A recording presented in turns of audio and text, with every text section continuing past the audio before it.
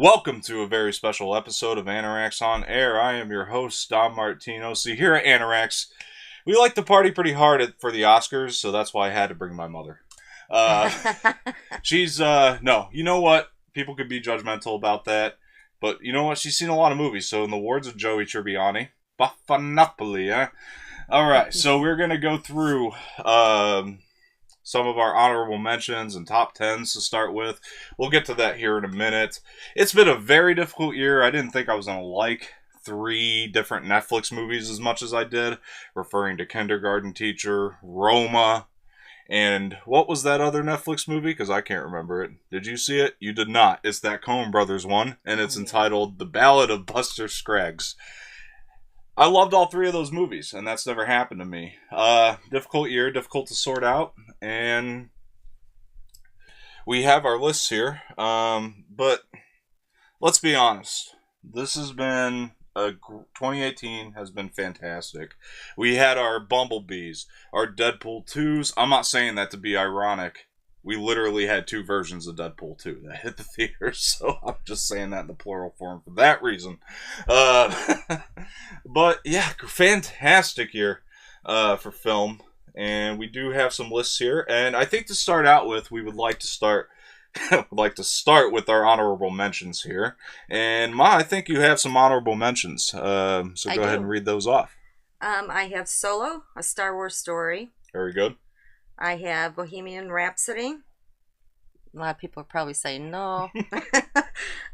Second Act, Creed 2, and Green Book. And for my honorable mentions, I have... Let me see here. Let me get to the list. My honorable mentions were Mary Poppins Returns, Spider-Man Into the Spider-Verse, Beautiful Boy, All About Nina, and Avengers Infinity War. So, there you have it, folks. I think it's time to get to our top 10 now. So how are you feeling about the Oscars this year overall? Did a lot of your top 10s get nominated? Were they not nominated? I think maybe... Yes. 3 are. Oh, very good. I know that this year it's a weird year because a lot of mine, I gotta say, did not get nominated in my top 10. And like, that hasn't been the case for the past 3 years. A lot of my top 10 were nominees, which is weird. Like I said, it was just a totally weird Oscar year. It is. All the controversy surrounding it, all the mystery. I mean, are you looking forward to seeing who's hosting? Because nobody knows who the hell is. Who? Watch Kevin Hart just do it anyway, for the hell of it. So I like him. Yeah. Whoopi or Billy Crystal would not be bad choices. I know there's that theory behind Whoopi because she's been out of the view for the past 2 weeks due to pneumonia, which I don't know if I believe that entirely.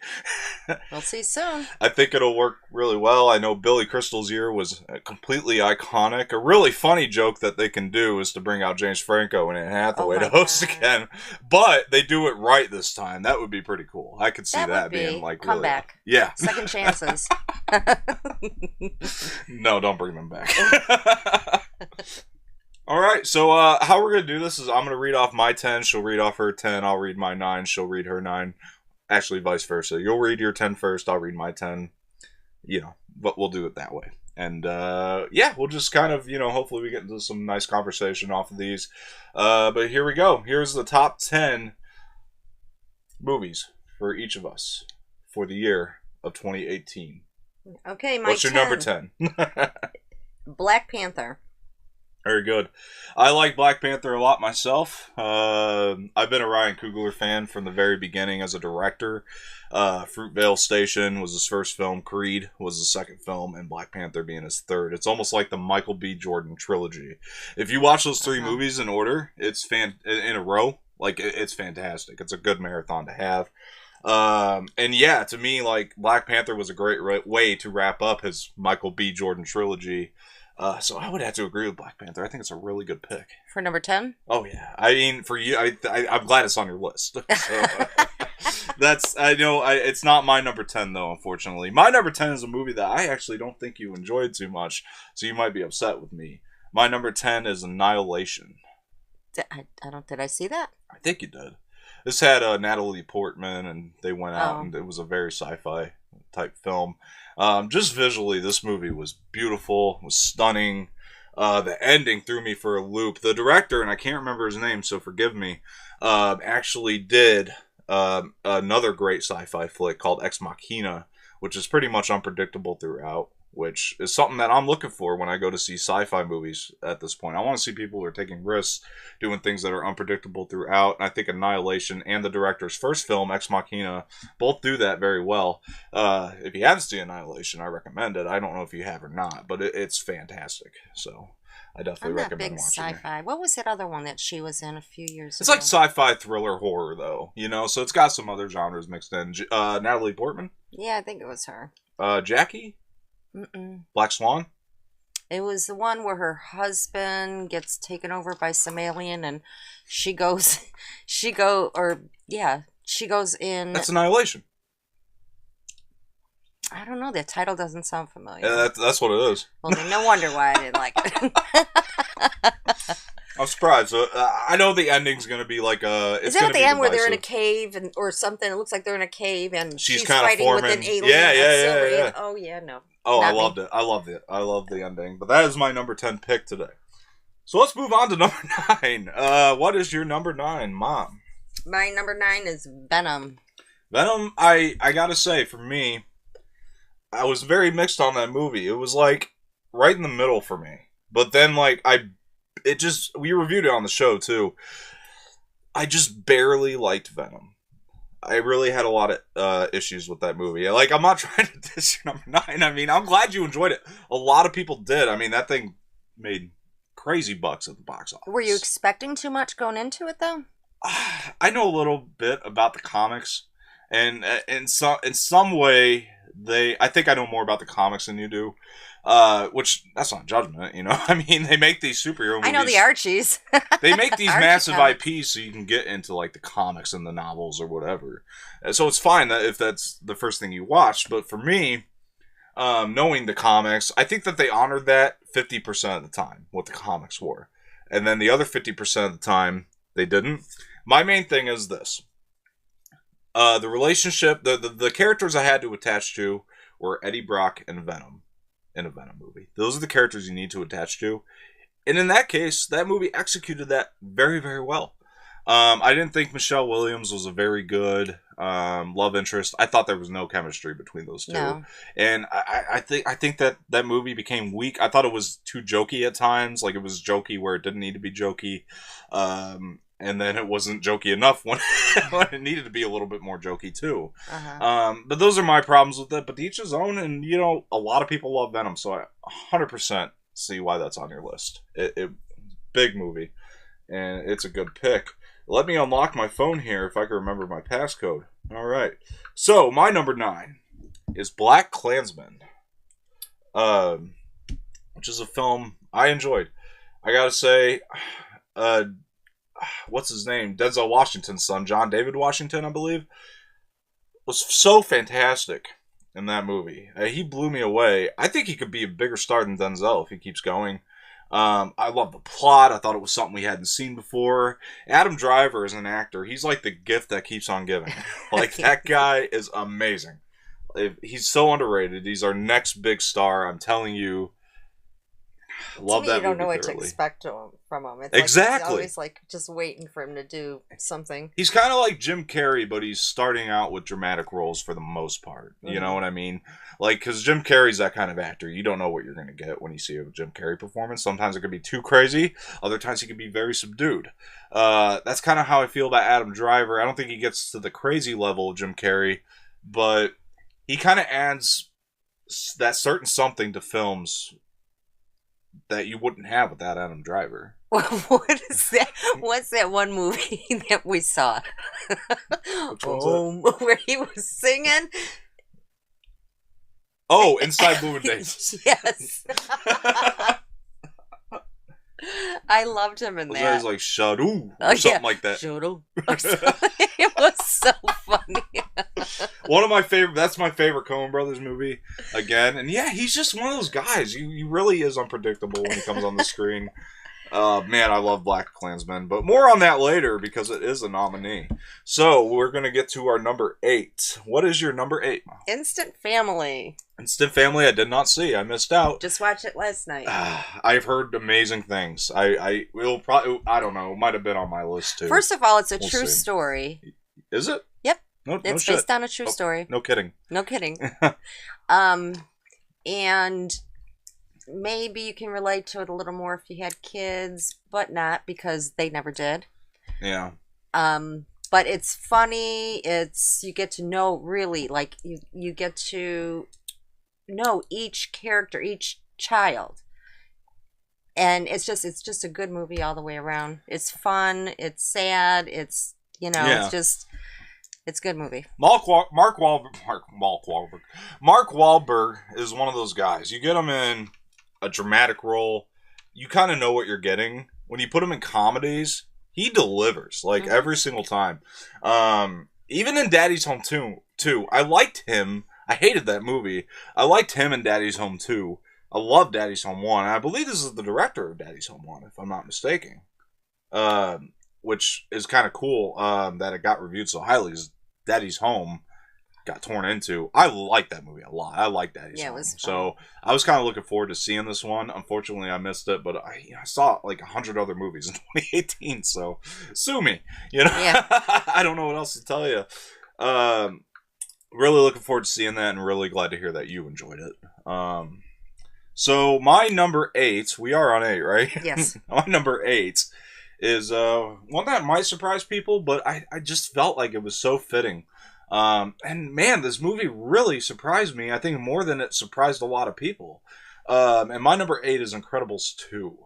Incredibles 2 is a perfect sequel to the first movie. Like, perfect. I don't think they could have done this any better. Brad Bird's a director I love. I mean, I know that Pixar kills it almost every single time. But I just wasn't expecting it to be this freaking good. Like, I feel like Brad Bird, as a director for Incredibles 2, he puts as much attention into an animated film as he might for a live-action film, such as, like, Mission Impossible Ghost Protocol that he did. And he treated Incredibles 2 the same way he treated Mission Impossible Protocol. It's just, it was so action-packed, so much fun. I love spending more time with those characters.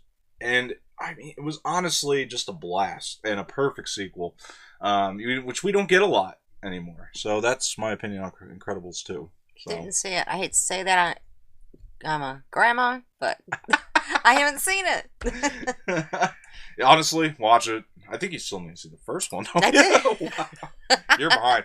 Incredibles, like, if Toy Story didn't exist, Incredibles would be the best Pixar movie in my mind. But Toy Story is a thing.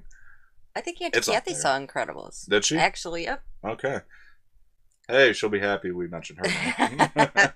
No, she watches the show. So we'll move on to our number 7. And what is your number 7 pick? Ben is Back. Ben is Back. I wanted to see. This is by director Peter Hedges, who did another great film called Dan in Real Life with Steve Carell. You might remember that. And this movie looked a lot darker than that movie, in my opinion, when I saw the trailer. Lucas Hedges has given me one of my favorite performances in the year. Actually, 2 of my favorites. So, man, I mean, I just think that kid's going to be huge. He was also in Dan in Real Life. Do you know that? He was the Steve Carell's son in Dan in Real Life. He has a boy. And Peter Hedges is his father. And he directed this film and Dan in Real Life. And I think Lucas Hedges is going to be huge. And it really surprised me to see Julia Roberts taking on this role when I saw the trailer for this in the theater way back. She's like Mama Bear in that movie. She looked awesome. Good. She looked awesome. It looked like the role I wanted Julia Roberts to take for a long time. So I really wanted to see it. Like I said, I saw 100 other movies maybe. So unfortunately you don't get to see them all. But yeah, man, I was so looking forward to that, and I'm sorry I missed it, but I'm glad that you saw it, you liked it, you could talk about it on this show. It's worth it through the whole movie from point A to Z. Okay. It's really, really... It just looks fantastic. It's really good, and it's mainly based on him and her, and like throughout the movie. But they both did I mean, you never you're never bored. You never have a Yeah. There's not a lull in it. It's just really good. I can't wait to see it. I'm still going to check it out, despite the fact it did not make my list here. My number 7 is actually Green Book, which is one of your honorable mentions. Man, what a fun movie. Like, in all honesty, that movie has so much heart. My thing is, the only reason this movie didn't go higher on my list is very predictable. Yeah. But it's performed well, and we've never seen this type of movie treated with this level of skill, I don't think. Director Peter Farrelly, which this is kind of out of the realm for him. This is one of 2 guys responsible for Dumb and Dumber, by the way, which is kind of incredible that he takes on this project with so much heart. It's a true story. Viggo Mortensen, so transformative in this movie. My God, did he blow me away. I didn't even know that it was him. Yeah, he's unrecognizable. You forget you're watching Viggo. Yes. And he's just so funny. Every single comedic line in this movie worked, which is a rarity. Mm-hmm. When it needs to be funny, it is funny. Uh-huh. Like, he might not be cracking jokes every moment of the movie, which I think helps it. But when it comes to a funny moment in that movie, you're in tears. That movie cracked me up. And man, Mahershala Ali as well as, I think, Doc Shirley. That's his name. Doc Shirley. I've been waiting to see Mahershala Ali do another role since Moonlight, which we actually have back here. I don't know if you can see it. Because he killed in Moonlight, and that guy, I mean, he's already won Oscar in.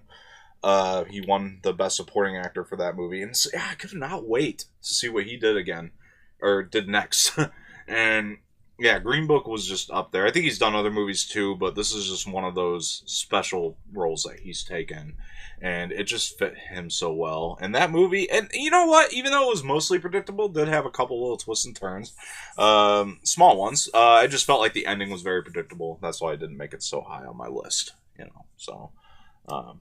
But it was a feel-good ending. Very feel-good. And, it has a lot of heart. And so I definitely recommend seeing it. And it's not boring from beginning to end, much like what you were saying about Ben is Back. So, anyway, so we're going to move on to number 6. What is your number 6?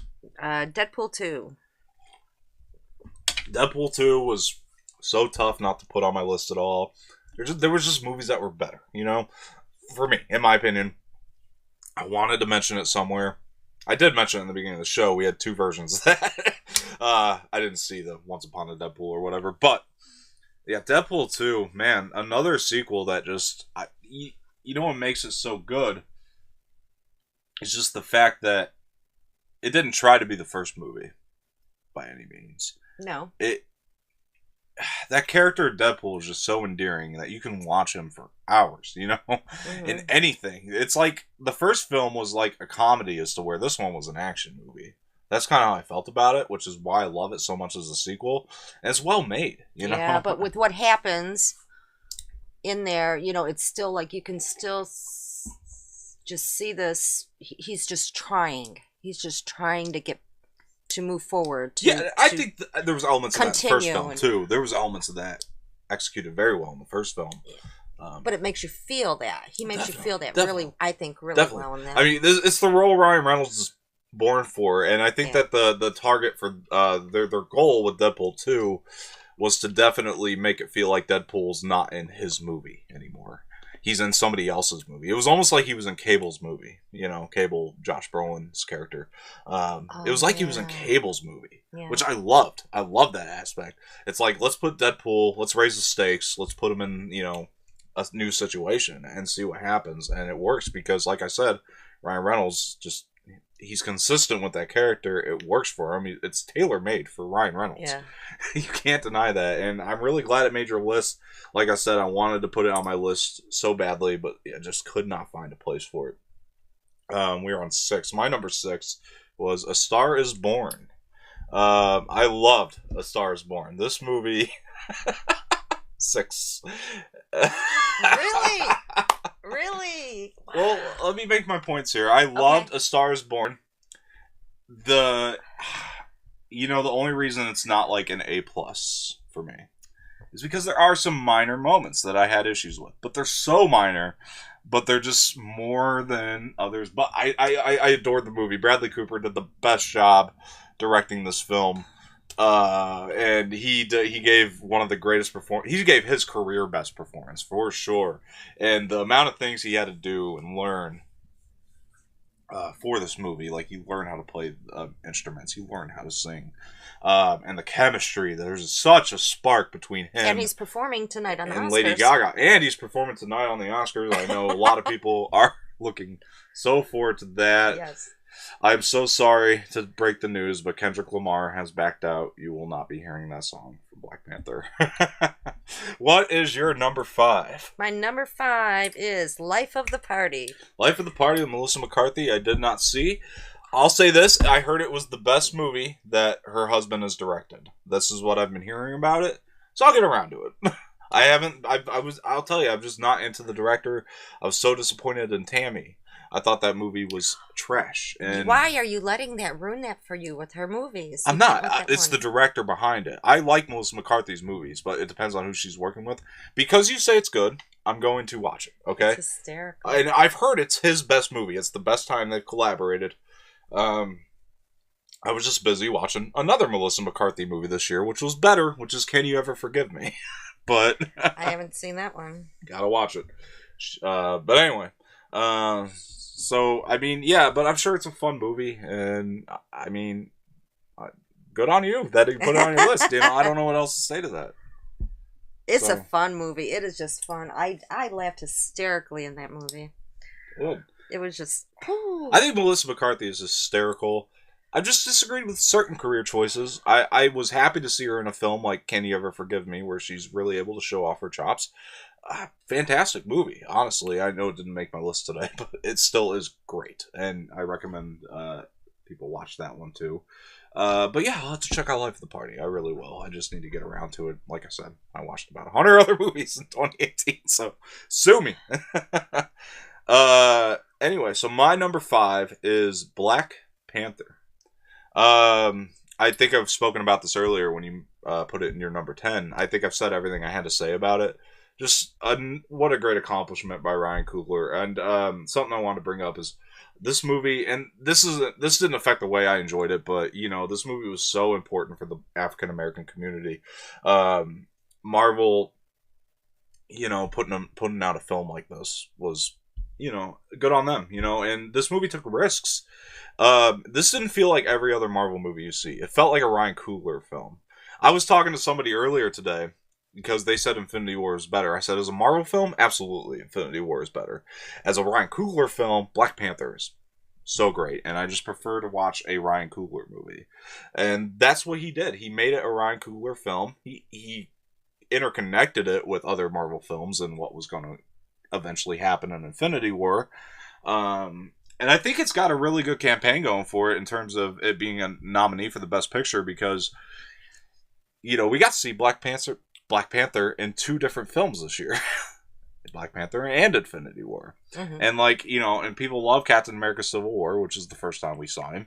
He's just a character that has a great campaign going. I don't think it's going to win, but more on that later. What's your number 4? My number 4 is A Quiet Place. Did you say your number 5? Yes, you did. Yes, Life of the Party. I'm sorry. A Quiet Place. Quiet Place was perfect. From beginning to end. This is... John Krasinski directed the shit out of that movie. And he really just showed that he's so much more than Jim from The Office. Yes. Performance. And Emily Blunt, too. 2 great performances from her this year. Wow. Did she... I mean, John Krasinski was great. And obviously their chemistry is great. For a good reason, you know. Because they're both married, obviously. But, I mean, Emily Blunt, like... John Krasinski... each other. We'll admit today. Oh yeah, absolutely. No, but right. John Krasinski will admit to this day. I mean, that you know, without her, that movie wouldn't have worked, and I agree with that 100%. And you know, rumors are he's going to direct A Quiet Place 2, which made me very happy. Looking forward to see where that's going. Minus him. Yeah. So my number 4, absolutely. My number 4 is also A Quiet Place. Oh, so, yay. We agree. Yeah. A perfect spot for it. I just thought, like I said, I thought it was perfection from beginning to friggin' end. And There's something amazing about a quiet movie that can make teenagers be quiet in a theater. Thank God. Really though, like you're trying to. I know you didn't get to see it in the theater, but when you see it in the theater, you're going to grab your popcorn. You're like, I should not be making noise, and it's so difficult. I grab my drink, it doesn't get in the hole. I'm like, shit, But yeah, beautiful film. I can't wait to see a second one, and a real. I'm glad to see horror coming back.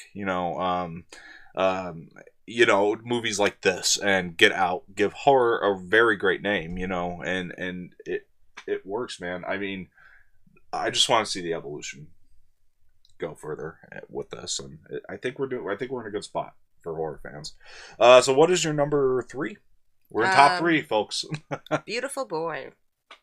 Beautiful Boy was fantastic. Like I put it in my honorable mentions. Whoever the genius is, I can't remember the director's name, and I apologize.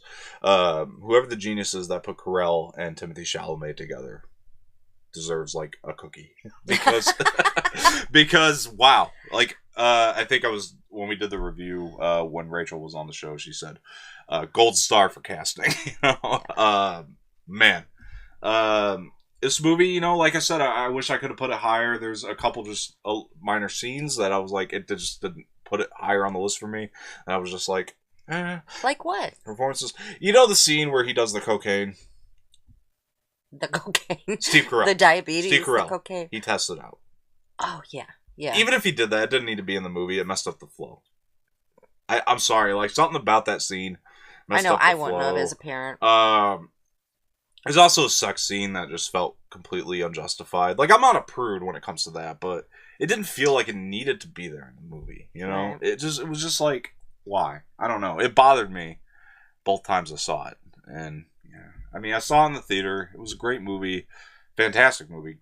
Performed amazingly. But I just had those 2 minor issues with it, unfortunately. Spot on. That kid was... Performance-wise. Spot on. Absolutely. And more on that later, too. Definitely. I guarantee we're going to get to point race when we start going through nominees. So my number 3 is Mission Impossible Fallout. Let me tell you, this movie is perfection.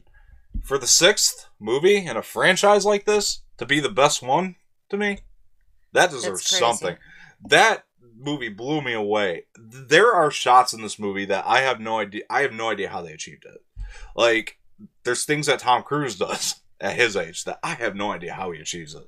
Like, it's all in camera, because that guy does his own stunts, so it's obviously all in camera, and what a great thing that we still have a star like Tom Cruise who can understand what it means to be a real action movie, It's not about stuntmen, it's not about these shaky cam fight scenes, it's about, putting it all in the frame, and Chris McQuarrie as a director also understands that, and man, there were just some things shot in that movie that blew me away. I have no idea how they pulled it off because it wasn't CGI. It's all practical. You're looking at it, there's no gimmicks, you know what I mean? All the action is right there as it is in every Mission Impossible movie, but I'm just telling you, there are things in this film I was like, how did they do that? Like, in camera. And it blows you away when you watch it. And it's an edge of your seat movie every second of the way. I was not bored for a second. It's my favorite Mission Impossible film. If you haven't seen it, I do recommend watching it. It's amazing. I haven't. But do you really probably have to watch 1 and 2? I think I saw the first one. I say my favorite... I didn't think... See, for me, 1 and 2 are my least favorite of the whole thing. Like, they're there, and you don't need to watch them to understand what's going on. My personal thing is, go back to the era when J.J. Abrams directed his very first movie was Mission Impossible 3, and he brought that franchise back. Like, he really did amazing things with that franchise. So I would recommend definitely starting from 3 and go forward, because 3 is to me, 3 is like suspense thriller from beginning to end, and it's just so good. More than it is an action movie, it's a suspense thriller, and I think that's something that J.J. Abrams brought to the table that was really good. And then Ghost Protocol is done by Brad Bird, which, like I said, he's an amazing talent. He's a talented director, and he needs more credit. Did a great job with Incredibles 2 as well. And Ghost Protocol is so much fun. Not that the other ones aren't. Rogue Nation is the fifth one, and that one's done by McCarthy as well as Fallout. That's the first time a director's done two of these. And yeah, I mean, Rogue Nation, there's some shots in there too. It's like, I've never seen that in an action movie before. But Fallout, like, he brings it, man. Or everybody brings it in that movie. It's just like, I can't believe they pulled that off on camera. You know? And I've never seen action scenes like that before, or scenes in general, you know. And yeah, it blew me away. So I'd recommend it. Anyway, moving on from that, what's your number two? My number two is Avengers Infinity War. Avengers Infinity War, I wanted to put on my list. I'll tell you, I liked it more than Black Panther at one point, but I watched them both back to back recently. Just to decide which one I like better.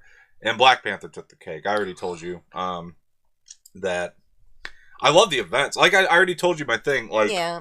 As a Marvel movie, Infinity War, I just, as a Ryan Coogler fan, yeah, it's a better Ryan Coogler movie. You know, like, Ryan Coogler did better with Black Panther as a Ryan Coogler film than Marvel did with Infinity War as a Marvel film. Even though it's, like, it's one of my favorites in their repertoire. Yeah, like I said, I like the tone of Black Panther more. I think it broke the Marvel formula. Not that Avengers Infinity War did not break the formula. I just think that Black Panther set the tone in order to do that. And, you know, I just think it was... There was so much going on in Avengers, though. Man. Oh, yeah, great. I mean, I can't wait for Endgame. It's in my top 3 anticipated movies, you know, for next year. Hell yeah. You know, it's like Star Wars. I'm really actually looking forward to Rainbow. and then Avengers Endgame for next year. That's my top 3 anticipated. So yeah, I love what Infinity War did for the franchise, and it really did feel like the culmination of everything, all the MCU movies,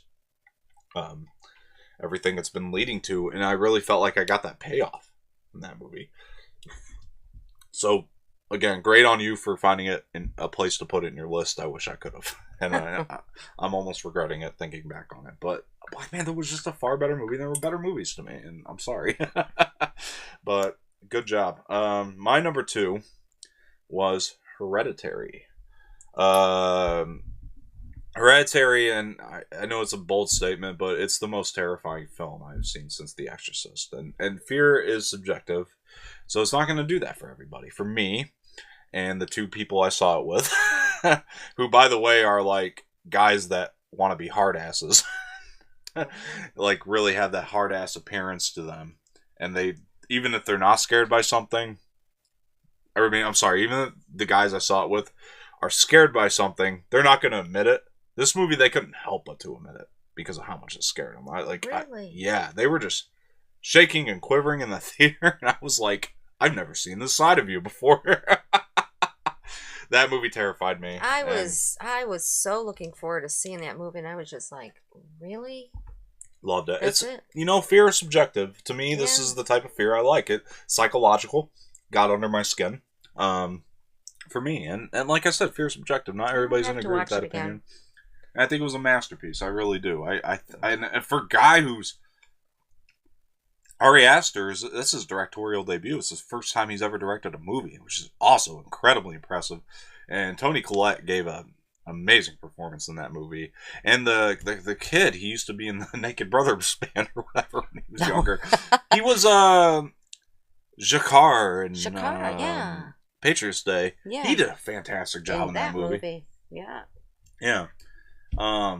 But yeah, so I loved Hereditary, and like I said, fear is subjective. You're not going to agree with me, and I understand that. It's subjective. It's going to get some people a certain way, and then there's going to be some dumb teenagers, like the ones in the back of the theater, they're going to make fun of it the entire time. You know, it's just how it's going to be. But that's the type of horror I'm into now. I just feel like I'm so far and beyond the jump scare horror, and I just want to see something new, and that gave me that in a big way, and it didn't follow any formula like we see. It was so different and unique, and I just love the movie. And visually, it was stunning also. Anyway, so we are down to our number 1, folks. This is a big one. So what is your number 1 movie? Can I ask you a question before I give you that? Go ahead. What was the name of that movie? Because you know how good I am at remembering names. The kid, as a young boy, started being like a bellhop or a servant or whatever in a hotel. Grand Budapest Hotel. Yes. Yeah. What year did that come out? 2014. Okay. Also nominated for an Oscar. Right, that was the year. That was good. I love that movie. That was the year that Birdman won. Really? Yeah, okay. so it had Birdman, Whiplash was nominated that year, Grand Budapest was nominated. Those are probably my 3 favorites from that year, too. I love Grand Budapest. Yes, yes. I loved it, too. Really? Because I was going to say, when did that come out? Just because it came out back then. I mean, I probably just saw it. Yeah, and so Grand Budapest is is fantastic. I love Wes Anderson as a director. You should honestly watch all his movies because they're going to give you the same feelings. I think Grand Budapest is probably his best, but I just think it's so perfectly fleshed out. But all his movies are kind of like that, where they're just kind of like they're fun and they feel good, and you're just like, and they're so well written. Yeah, like Bottle Rocket, Life Aquatic with Steve Zissou, and I own the movie and I haven't watched it. It's the one that came out this year. Might have made my top list. It was Isle of Dogs. I didn't get to watch it. And also Fantastic Mr. Fox is a great movie by Wes Anderson. I would just recommend checking out Wes Anderson's entire filmography if you're a fan of Grand Budapest Hotel. Grand Budapest Hotel just seems to be the one that's gained the most popularity of everything he's done. Understandably so. It's just amazing. It's flawless. But yeah.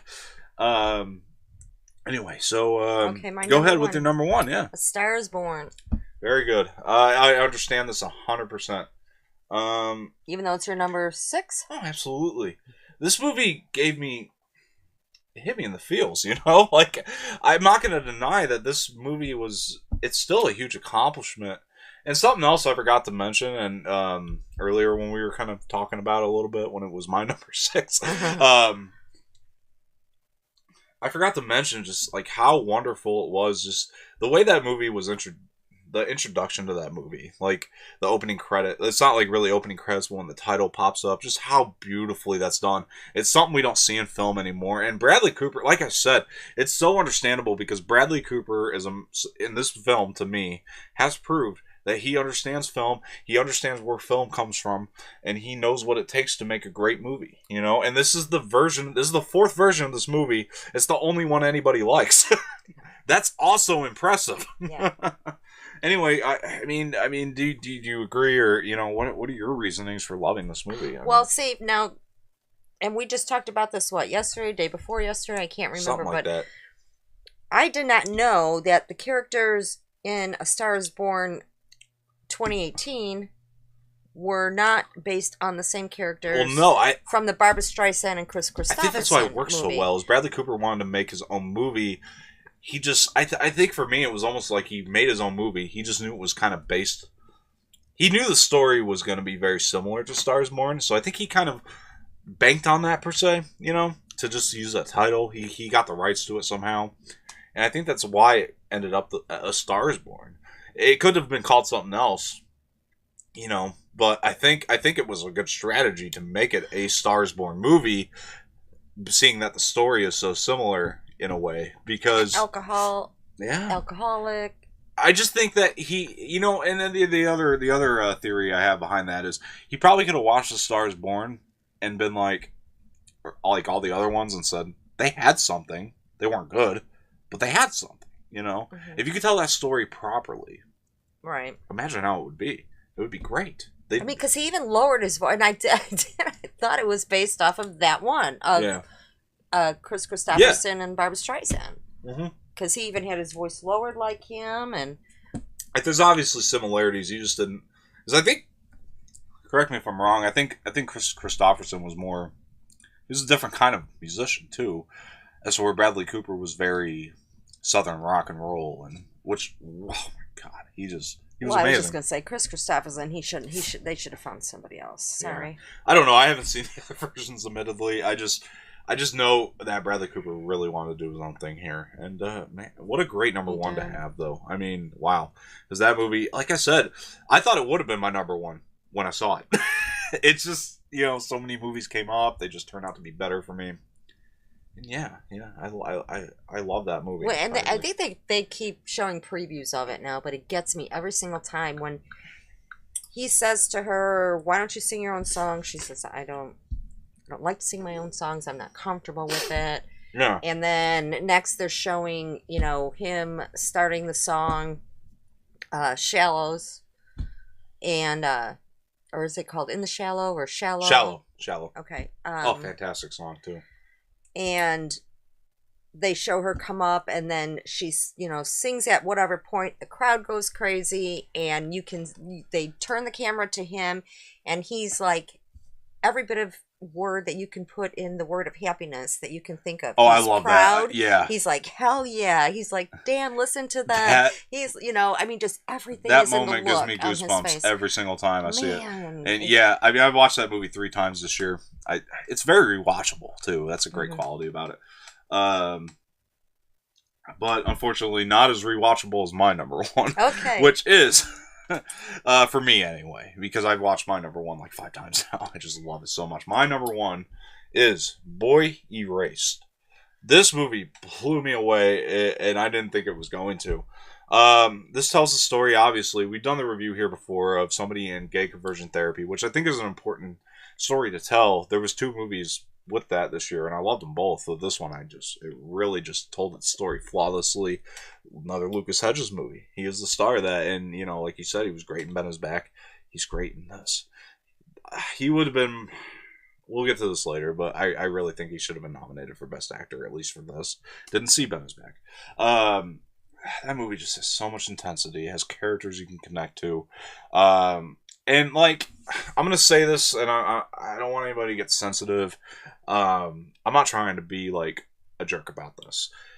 But there's a lot of films that are trying to represent, the gay community. And I think that where those movies suffer, and I could be wrong, it's all subjective, but I think where those movies suffer is they try to do it, maybe that's not the intention, but they come off as gay is the way, rather than gay people are just like straight people. They're just people. They're people. It almost feels like they're trying to root for the gay community so much at times that it just doesn't work, is all I'm saying. And this movie really did, it accomplished what I wanted to see in a representation of the gay community, which was, this guy felt like, Lucas Hedges, his character, felt like you. He felt like me. It didn't shove, it didn't shove the idea of being gay down your throat. It didn't preach to you. It just wanted you to watch this guy's story and make up your mind. It didn't want to push this, it's better, or, It just felt organic. Every moment of it felt very organic. And that's what we need a little bit more of. I know a lot of people felt that way about Call Me By Your Name. I did not. I felt like that the characters were written poorly, and they put a bad name to the gay community, because I was like, I know gay people. They don't act anything like that. And Call Me By Your Name, I know people, hoorah for that movie, and, and that's fine. Great. If that's how if that's what it took for you, great. I just think Boy Erased is a much more organic version of representing the gay community, and you just watch this guy's story, and it's like, it's subjective. They're people. Your own opinion. You're just watching this guy, different. And it was just it had a lot of heart. It was a fun movie, at times. It was a dark movie at times, and it just told its story flawlessly. Has a great soundtrack. Yeah, but we do need to move on, unfortunately. So those are our top 10 movies of 2018. We do need to talk about the actual nominees. So here's what we'll do. We will go over the nominees, and up until we get to the big ones, we're just going to kind of give our predictions for now, as to what we think will win in these smaller ones, just for fun. Okay. It's not going to be anything like, oh, we know so much, like, oh, I know that person's going to win. Just have fun, and just kind of be like, yeah, maybe that person will win. All right, so here we go. So for best live action short nominees, which I don't think I saw any of these, but for fun, we're going to pick one. Detainment, Fauve, Marguerite, Mother, and Skin. I didn't see damn one of these. I did want to see Detainment. Did you? Very much, and I did read a lot about it. Okay. Right now, it looks like Marguerite has a 31% chance of winning right now. Okay. So I'll go with that just because of the odds. Okay. But Detainment, I think, Detainment's not right behind it. But I actually I heard about Marguerite. I don't watch these short films. I'll tell you why. It's dumb. They need to get better at those. Nobody knows where to find the short films. And they're not marketed well either. That's the thing. Like, short films are not marketed well. I wish they were. But moving on. Try to get through these a little quicker. Let's see here. Apologize. Best animated short film. So this is short films, but animated. Okay. Animal Behavior, Bail, Late Afternoon, One Small Step, and Weekends. I'm going to go with Bail because they say it has 50%, 57% chance of winning, and everything else is like at 8 or 0. Oh, wow. All right, I'm going to move on. Let's just skip these stupid ones. Not that they're stupid. Oh. I love short films, but I'm saying there's... We don't know them. I told you it's stupid because they don't market them well. That's what I meant by that. Okay. All right, if they did, you would know about them. We're getting to good stuff here. Okay. I feel like a jerk. Okay. Best visual effects nominees. Avengers Infinity War. Christopher Robin. First Man. Ready Player One. Now for this, I want you to give, what would you pick out of this category and what do you think is going to win? Say it again. Avengers Infinity War. Okay. Christopher Robin. First Man. Ready Player One. Solo, A Star Wars Story. Oh, you didn't say that one before. Oh, sorry. Okay. I would say Christopher Robin. Okay. I'm going to go with First Man for visual effects. I just think it was blown away. That's my pick. What I think is going to win is Ready Player One, honestly. I didn't see that. I know it was just so popular. I just think it'll win. It's kind of a hard category, though, because they were all so good in their visual effects. And yeah, my pick would definitely be First Man. I just love those visuals so much. I just thought what they accomplished was great. Best sound mixing. All right. For this one, just say your prediction. Black Panther. Bohemian Rhapsody. First Man. Roma. And A Star Is Born. Sound mixing like as in music? How they mixing. Just the sound. No, the sound in the movies. Like, so, those really cool sounds that you don't hear in your everyday life. Just sound. I'd have to say Infinity War. You think that'll win? It's not even on the list. I thought you said that. Okay, then Black Panther. I'm going to say...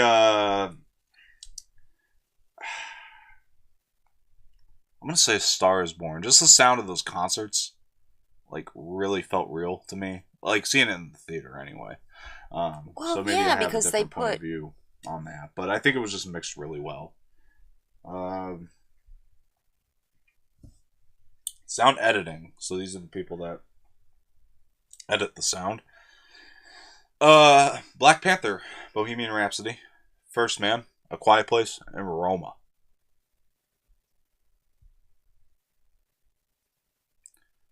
Bohemian Rhapsody. Bohemian Rhapsody? Yeah. Probably. I'm going to go with that, too. I'm honestly with you there. 100%. Let's see. So where were we? I wish we could just resume our list here.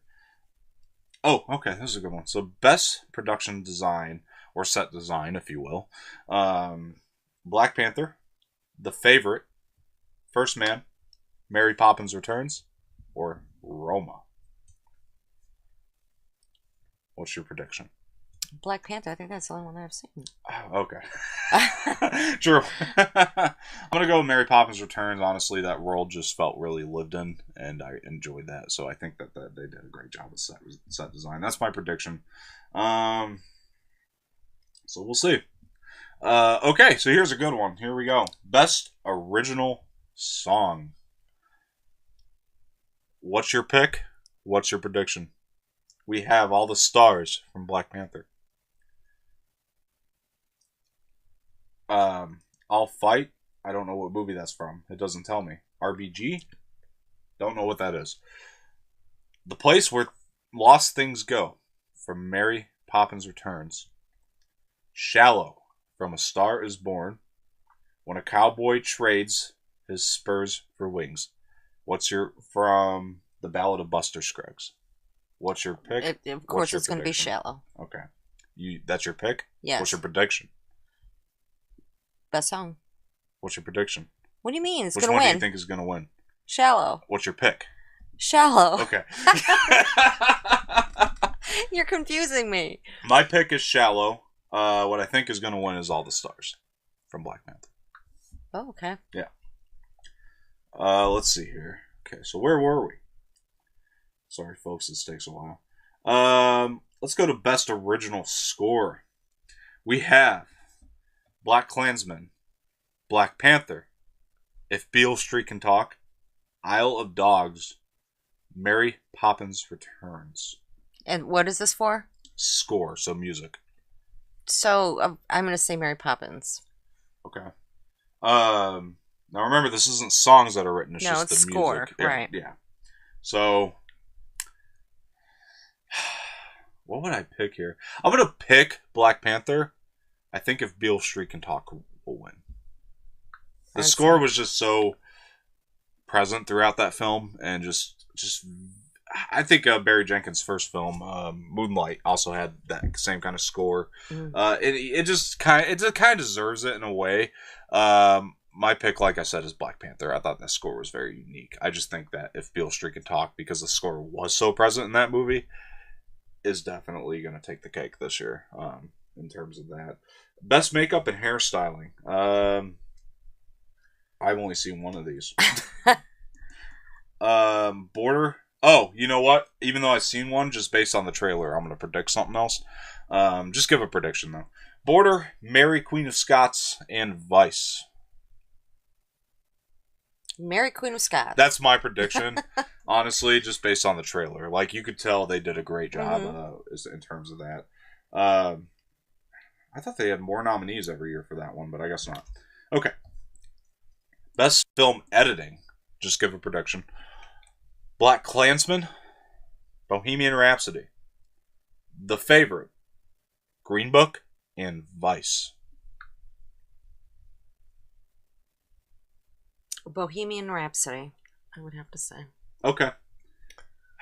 I'm going to say that too. I'll say that too, in terms of editing.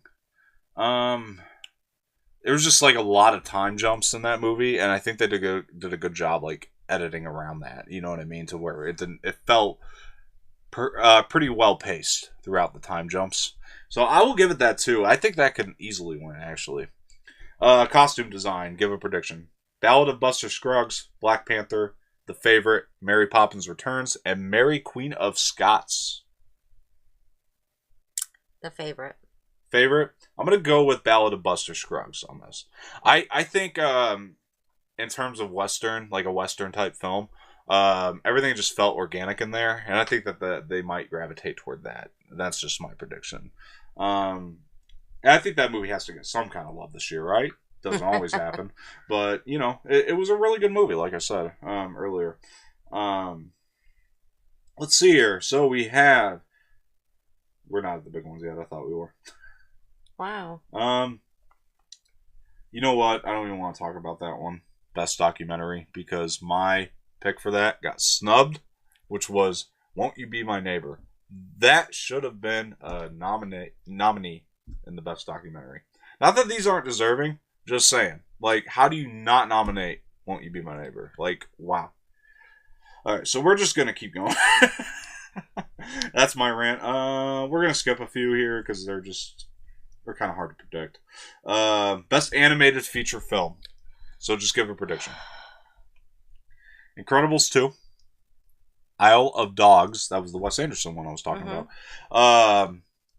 Mirai? I didn't even see that. Ralph Breaks the Internet. Spider-Man Into the Spider-Verse.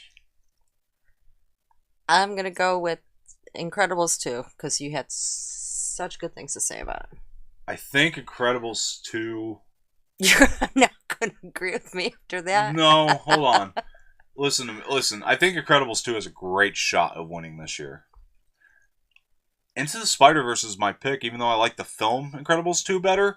The animation in Into the Spider-Verse is so unique and something different, and we just haven't seen anything like it before. That's why I wish that would win, because it was so unique in animation terms.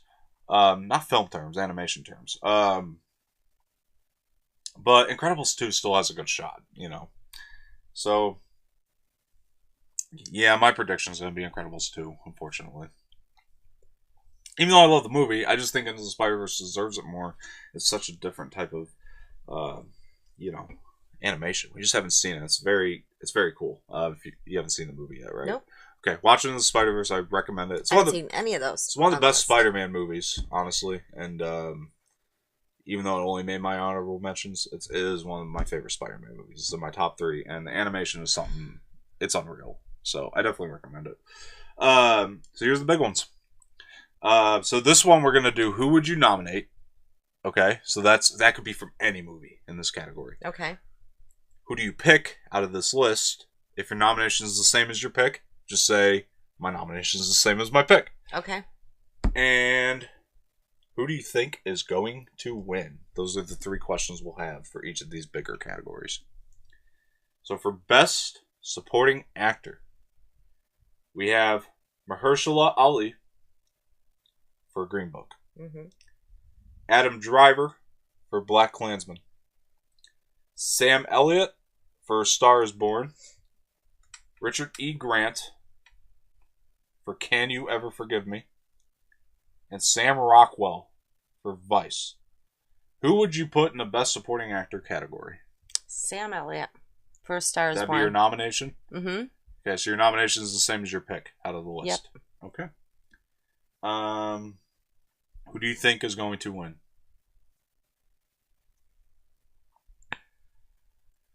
The Green Book guy. Mahershala Ali? Yeah. Okay. That's a good prediction, actually. Thank you. I really think it is. I think it's a great prediction. I mean, he is a pretty good shot.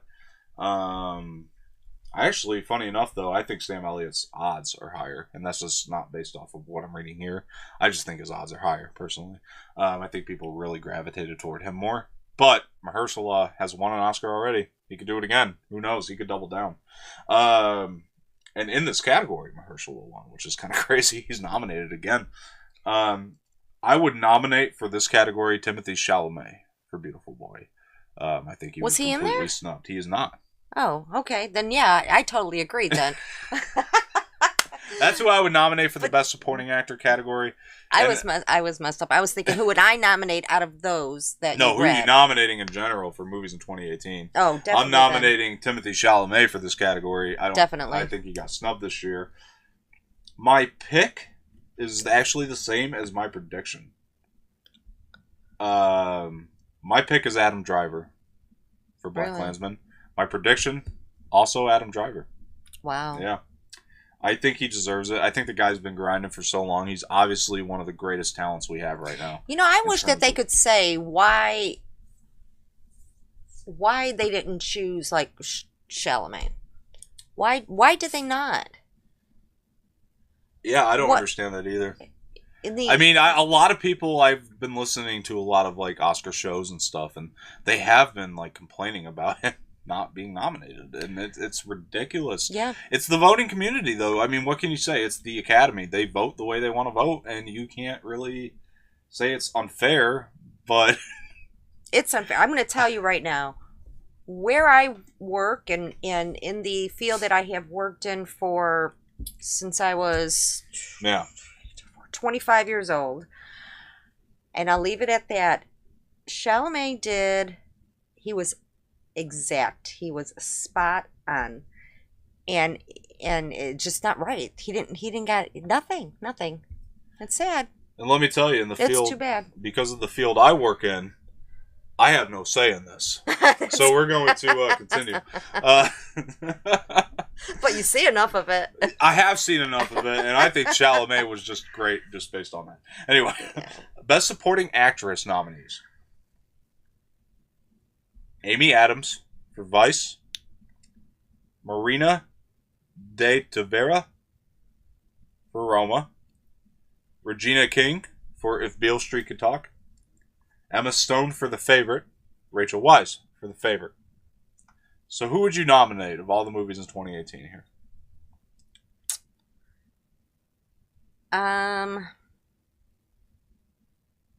Well, there. A Quiet Place. Emily Blunt. Why didn't she get Was she even in the category? Who knows? At one point, and then got knocked out. Who knows? And then Yeah. Julia Roberts. I'm telling you, she did a great job. Awesome. Yeah, I would nominate Emily Blunt as well. That would be my nomination. Oh, you didn't even predict who was going to win. Sorry. Oh. And that will tell me him again. You could just look at this list here. And I haven't seen any of them, so I can't say. Although I do like Regina King a lot. Yeah. That's your prediction? I think she's a very strong actress. Yeah. So my nomination, like I said, is also Emily Blunt for A Quiet Place. I think that was a snub, for sure. My pick in this category is Regina King. I'm also going to predict Regina King's going to win. Okay. So my pick is my prediction again. So, I wonder if she'll get up there like what's his name did for that What's movie? No. For the one with Tom Cruise. Help me out. Tom Cruise and the little boy. Cruise? Yeah.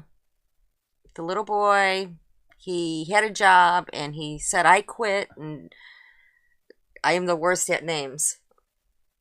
We're going to have to talk about this off air. We're short on time. Okay, I'm sorry, but that was actually, she was in the movie. She played his wife. Regina King? Yes, Okay. not Tom Cruise's wife, the black guy's wife, the football player. I honestly don't know. All the right moves. No. And that was actually her favorite Oscar moment was when he won the Oscar in that movie. Oh, okay. I'm sorry. I'm really blanking on it, so we'll have to figure that out later. And I don't have my phone, otherwise I'd Google it. It'd I'm come so right sorry. up. Sorry. We're just short on time. You could edit that out. Okay, so Best Actress nominees. We have Yalitza Aparicio from Roma. Jerry Maguire. Oh, okay. That's it. I see. When he won the Oscar. Yeah. Cuba Gooding. Oh, yeah. When he won the Oscar. That's Yeah. an iconic. I don't know why I didn't think of that earlier. Yeah. I've seen that moment, obviously. And yeah, that'd be funny. Anyway, Yalitza Aparicio for Roma, Glenn Close for The Wife, Olivia Colman for The Favorite, Lady Gaga for A Star Is Born, and Melissa McCarthy for Can You Ever Forgive Me? Who would you pick, who would you nominate for this category, Best Actress? I would have to say, because I haven't seen... Yeah, but you're nominating from any movie you've seen. Nominate. Okay, I'm Gaga. Gaga? Okay, Mhm. That's fair. That's a good nomination. Now, who would you pick? To win? Yeah, out of the nominees we have. I can't see the names. It's fine. Probably Olivia Colman. Olivia Colman? Mhm. Okay, and then who's your... Why? You haven't seen that movie. Just because I think so. But you haven't seen any of them, have you? Yeah, you did. Yeah, I Lady did. Gaga. So that was it. A Star Is Born. Who would you nominate? A Star. Okay, Lady Gaga. A Who'd Star you Is pick? Born. Lady Gaga. Okay, now you're predicting Olivia Colman. Mm-hmm. Okay. Okay. All right, sorry. I would nominate Emily Blunt for Mary Poppins Returns myself. She killed it in that movie. It's my favorite performance by an actress. Easily. So, nominating Emily Blunt twice this year. My pick in this, Melissa McCarthy. I thought she was great in Can You Ever Forgive Me? It's a career best performance of hers. So, I would definitely pick Melissa McCarthy for that category. My prediction, Glenn Close for The Wife. I really think that Glenn Close is going to take it this year. Really? She hasn't won yet. It's time. And she was really good in The Wife as well. So, I mean, I could definitely see her taking it this year. So, we're going to go into Best Actor. We have Christian Bale for Vice, Bradley Cooper for A Star Is Born, Willem Dafoe for At Eternity's Gate, Rami Malek for Bohemian Rhapsody, Viggo Mortensen for Green Book. I'm going with Bradley Cooper nomination. Okay. Who's your pick? I'm so excited he's even in there. I didn't think he was. Really? Yeah, I'm saying Bradley Cooper. Your pick's Bradley Yeah. Cooper then? Your pick is also your nomination, obviously. And then who do you think is going to win this? Bradley Cooper. Okay. Yeah, I mean, my pick, my nomination for this is also my pick. Rami Malek for Bohemian Rhapsody is my nomination and my pick. Even though I think Lucas Hedges got snubbed this year for Boy Erased, Rami Malek is just my favorite. Performance of the year. My prediction is Christian Bale's going to win. That's my honest prediction. I mean, his performance as Dick Cheney was uncanny, so it's deserved. But Rami Malek is my pick and nomination this year. But all those actors are so deserving. It's just kind of tough to pick, you know. So we're gonna head into the final big category of the night. Best Picture nominees: Black Panther, Black Klansman, Bohemian Rhapsody, The Favorite, Green Book, Roma, A Star Is Born, and Vice. And I'm just going to go ahead and put this list in the middle here so we all remember what the hell it is. That's a lot. Yeah. Wow. Are there usually that many for Best Picture or more? I think they get 10 total, so I don't know how many's here, but wow. I think there's only 9 this year or something like that. 8 or 9. It's hard because, you know, there's so many that I have not seen. Obviously we know who you nominate from earlier. You would nominate A Star Is Born. It's your favorite film of the year. Right. Which would also be your pick. Now we got to predict. And this is like one of those where it's like, the prediction is somewhat substantial in terms of this sort of celebration. Mm-hmm. What's your prediction here? It's kind of crazy. I mean, it's a tough year. I said it at the beginning of the show, and I'll say it now. This is one of the toughest years for film for me. There's so much good competition. You know, we got to think about the past years. You know, last year, I didn't think Shape of Water was going to win. I wanted it to win of the movies that were nominated. I didn't think it had a chance in hell. You know, so they've thrown us for a loop before. Then the year before that, we had the La La Land Moonlight situation. Mm-hmm. So, you know, who the hell knows? We don't even know who's hosting. That's right. That was when they switched. Warren, what'd you do? Anyway, Jimmy Kimmel needs to host again. All right, so I'm just going to go with the ones that I have seen, and what do I think will win would be, my prediction is, I think they're going to go with Bohemian Rhapsody, but if it were up to me, I'd say Green Book, if it was my choice. Okay, it's kind of a tough one for me. Because I'm picking a movie I nominate a movie that's not even on this list. I nominate Boy Erased this year. Didn't make the list. My pick is kind of a little more tough. I mean, obviously my pick has to be A Star Is Born, right? So they're predicting what the percentages. Let me think here. See, the ones I think have a really good chance of winning: A Star Is Born, Green Book, and Black Panther. I think all have a fantastic chance of winning. My prediction is Green Book. 100%. I think that movie will win. But that's just a prediction. That's a good one, though. I'd be happy. Yeah. Very happy if it did. It's not my pick. It's not my nomination. It is my prediction. And I think it is well deserved. And a lot of those movies are. But anyway, so that, unfortunately, we are short on time. So that is going to have to wrap our Oscar pre-show for the 91st Oscar ceremony. I would like to thank my mother for coming on today. I really appreciate it. Thanks for having me. It was fun. Yeah, I'm glad you had a good time. I did. I hope you did. And of course, I'm your host, Don Martino. Make sure to hit that subscribe button below. Please, hit the like button. It really helps support the channel. We have some really cool announcements coming up, and I can't wait to get those out there to you guys. But until next time, this has been the Oscars pre-show of Anoraks on Air, and we do appreciate you guys viewing today. Have a good night. Have fun at the Oscars.